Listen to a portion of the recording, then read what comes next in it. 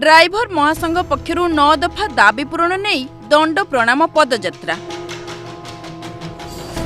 राज्यर समस्त ब्लॉक रे 9 दफा दाबी पूरण नहीं नियारा प्रतिवाद देखा मिली।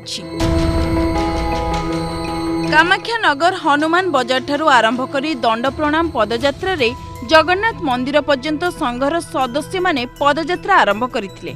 राज्य ड्राइवर महासंघर पंचु पांडव गत 18 तारिख रे मां समलेश्वरी पूजा अर्चना करी आरंभ करथिले पदयात्रा।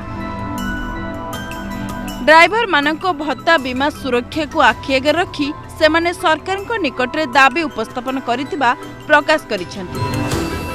एने ड्राइवर महासंघ दाबी पूर्ण न हेले आंदोलन को तीव्रतर कराजिबो बोली चेतावनी दैछंती।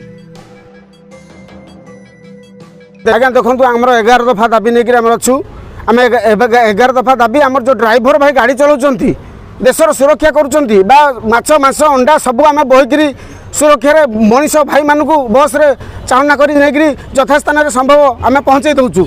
तेणुक आमर जो ड्राइवर टी एक्सीडेंट दुर्घटना घटुची तार परिवार को किसी क्षतिपूरण राशि आम चाहूँ सरकार का पाखे 5 लाख किसी आमको देले आम परिवार प्रतिपोषण भाव जो ड्राइवर टी देहांत होची तार घरे किसी प्रतिपोषण करने को सरकार जदि आमको से किसी आमको ये संबल हिसाब से देवे आम चिरोपकृत हबू। आउ 100 किलोमीटर बाटर गोटे शौचालय करेंगे ड्राइवर जमी बोतल टे धरिकी राजरास्त दौड़ी दौड़ी जाऊँगी झाड़ा परिश्रा करने को से आम वंचित हबू। आम गोटे शौचालय दरकार आउ आमको जो जनसाधारण ड्राइवर उपर जो आक्रोश माड़ खाऊँ किसी गोटे दुर्घटना घटले ड्राइवर को घोषार आनी बाड़ौंट आम सुरक्षा मागिचु सब जिलार एसपी मानक से कहे ड्राइवर सुरक्षा आम चाहूँ।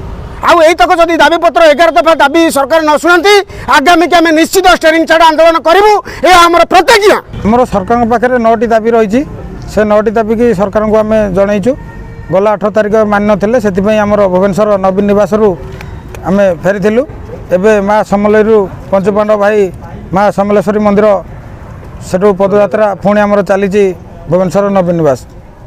सरकार पाखे 9टी दाबी रही से 9टी दाबी है आमर रोड सुरक्षा दरकार एवं प्रति 100 किलोमीटर आमको शौचालय दरकार एमती आमर 9टी दाबी सरकार पाखे आम